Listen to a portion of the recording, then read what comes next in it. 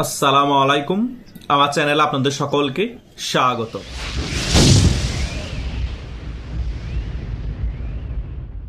বাংলা একটি প্রবাদ আছে, হাতি গর্তে বলে নাকি চামচিকো লাথি মারে। 5ই আগস্টের আগের সময়গুলো চিন্তা করুন। এই যে ডক্টর মুজের প্রেস সচিব আছে ডাস্টবিন শফি, সে আওয়ামী লীগের নেতাদের পিছনে ঘুরঘুর করত, তাদের সাথে একটা ছবি তোলার জন্য লাইনে দাঁড়িয়ে থাকতো। আওয়ামী লীগের ওই সকল নেতাদের নির্বাচনী প্রচার প্রচারণাতে গিয়েও সে সেলফি খিচত। আর সে বিশাল বড় প্রভাবশালী লোক হয়ে গিয়েছে। সে এখন হুঙ্কার দেয়, সে এখন আওয়ামী লীগকে টার্গেট করে কথা বলে। গত 1-2 দিন আগে সে বক্তব্য দিচ্ছে, যারা নির্বাচন বানচাল করতে চাচ্ছে তাদেরকে আমরা প্রশাসনিকভাবে প্রতিহত করব। আবার অন্যদিকে স্বরাষ্ট্র উপদেষ্টা বলছে আওয়ামী লীগের কর্মীদেরকে অ্যারেস্ট করতে নাকি কোনো মামলা লাগবে না। এগুলো কিভাবে স্বরাষ্ট্র উপদেষ্টা বলতে পারে? তার মেইন কারণ হচ্ছে এই প্রধান উপদেষ্টার প্রেস সচিব এদের বক্তব্য এই ধরনের হওয়ার কারণে, এবং এরা ইন্ধন দিচ্ছে পিছের থেকে এই স্বরাষ্ট্র উপদেষ্টাকে, প্রেশার ক্রিয়েট করছে। কথা বুঝতে পেরেছেন? তা না হলে স্বরাষ্ট্র উপদেষ্টার মতো লোক এই ধরনের কথা বলতে পারে না। এই ডাস্টবিন শফিক এদের মতো লোকদের কারণে বাংলাদেশের এই অবস্থা। তাদের এখন মূল টার্গেট হচ্ছে আওয়ামী লীগকে একেবারে কোণঠাসা করে দেওয়া, পুলিশকে ভয়ভীতি দেখিয়ে তাদেরকে নির্বাচনের আগে মিথ্যা মামলা দিয়ে আবার গ্রেপ্তার করা, ঘরবাড়ি ছাড়া করা, তাদেরকে কোনোভাবে যাতে ঘরবাড়িতে তারা যেতে না পারে এবং রাজপথে নামতে না পারে সেদিকে লক্ষ্য রাখা। যখনই সে সংবাদ মাধ্যমের সামনে যায় তখনই সে হুঙ্কার দেয়, তখনই সে আওয়ামী লীগ ছাত্রলীগকে টার্গেট করে কথা বলে। সে বলতে চাচ্ছে যারা বিশ্বাস করছেন না আগামীতে যে 12ই ফেব্রুয়ারি নির্বাচন হবে, তাদেরকে বলে দিতে চাচ্ছি যে কোনো বিনিময়ে 12ই ফেব্রুয়ারি নির্বাচন হবে, আমরা করে দেখিয়ে ছাড়ব। এবং সেই নির্বাচনে কোনোভাবে আওয়ামী লীগ অংশগ্রহণ করতে পারবে না, এবং আওয়ামী লীগের উপর যে কার্যক্রমে নিষেধাজ্ঞা দেওয়া হয়েছে সেটাও তোলা হবে না। বহির্বিশ্বের যত চাপ আসুক, যত কিছুই আসুক, কোনো কিছুই কাজ হবে না। আমাদের ফাইনাল ডিসিশন, আওয়ামী লীগ নির্বাচনে অংশগ্রহণ করতে পারছে না। চিন্তা করুন, ওর মতো ডাস্টবিন শফিক বাংলাদেশের কত বড় পর্যায়ের মাপের লোক হয়ে গিয়েছে। সে কত বড় একটা ডিসিশন নিচ্ছে। যে রাজনৈতিক দল বাংলাদেশের জন্ম দিয়েছে, যে রাজনৈতিক দলের হাত ধরে বাংলাদেশ স্বাধীন হয়েছে, সে দল নাকি নির্বাচনে অংশগ্রহণ করতে পারবে না। তার ডিসিশন ডাস্টবিন শফিক থেকে আমরা শুনতে পাই। এই ডাস্টবিন শফিকে হুঙ্কার দিয়ে বলে আওয়ামী লীগের কোন নেতা কর্মীকে রাজপথে দাঁড়াতে দেওয়া হবে না। তারা যদি নির্বাচন বানচাল করতে চায় তাদেরকে কঠিনতম কঠিন শাস্তি দেওয়া হবে, গ্রেপ্তার করে।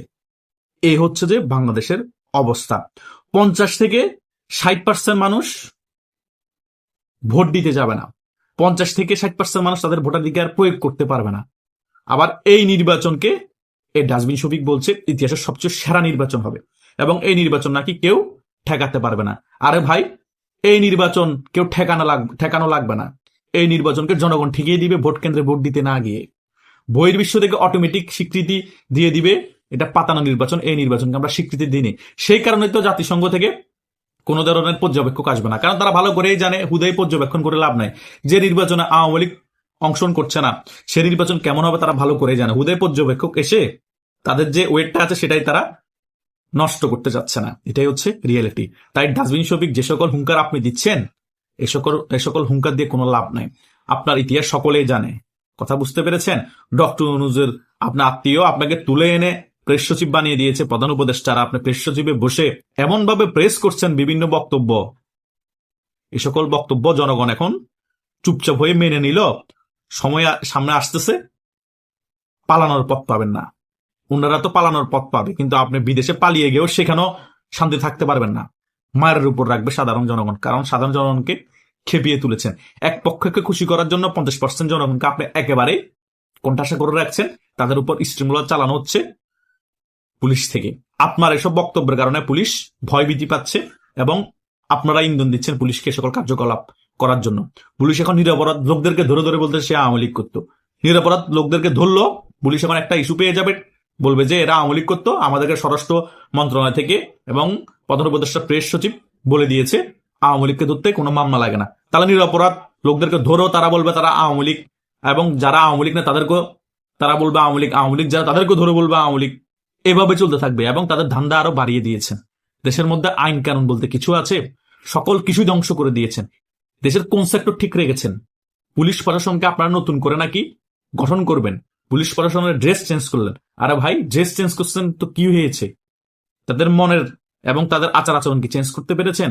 কিছুই চেঞ্জ করতে পারে না, বরং তারা আওয়ামী লীগের আমলে যা ছিল তার থেকে খারাপ অবস্থা করে তুলেছেন।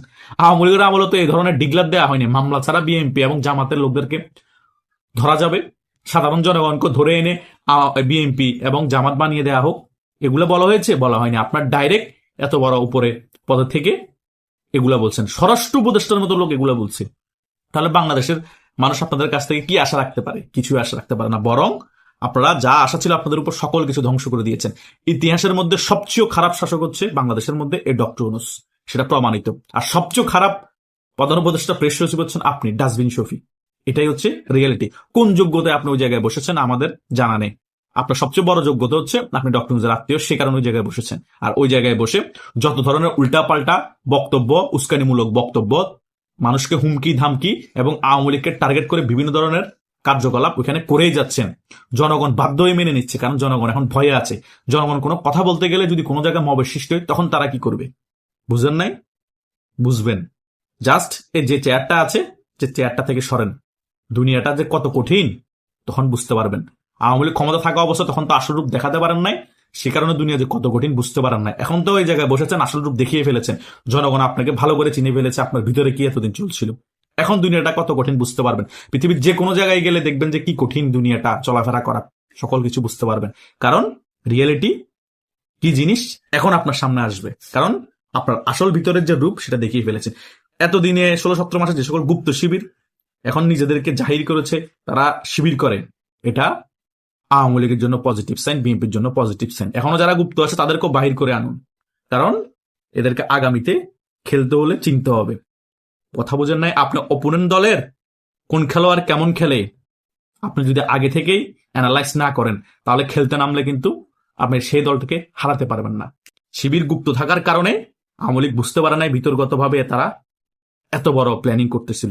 এখন আস্তে আস্তে সকল কিছু উন্মোচন হচ্ছে, তারাও আস্তে আস্তে করে সকলে বাহির হচ্ছে। তাই তাদের সকল কিছু এখন ভালোভাবে বুঝতে পারবে আওয়ামী লীগ, বিএনপিও।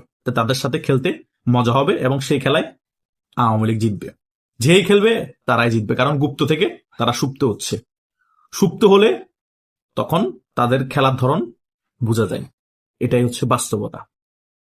তাই ডাস্টবিন শফিক যতই হুঙ্কার দেয়, যতই আওয়ামী লীগকে টার্গেট করে বক্তব্য দেয়, কোনো লাভ নাই। আওয়ামী লীগ ঠিক সময় ফিরে আসবে এবং ঠিক সময়ে রাজপথ কাঁপাবে এবং আওয়ামী লীগ বাংলাদেশের মধ্যে আবারও ক্ষমতায় আসবে। এরকম অনেক ডাস্টবিন শফিক আসবে, অনেক ডাস্টবিন শফিক চলে যাবে, কিন্তু বাংলাদেশ যতদিন থাকবে আওয়ামী লীগের মতো রাজনৈতিক দল থেকেই যাবে এবং বারবার ক্ষমতায় আসবে। এটাই হচ্ছে চিরন্তন সত্য, কেউ মানুক আর না মানুক। আশা করছি আপনারা সকলেই ব্যাপারগুলো বুঝতে পেরেছেন। আপনাদের যদি কোনো মন্তব্য থাকে কমেন্ট করে জানাতে পারেন। ধন্যবাদ সকলকে।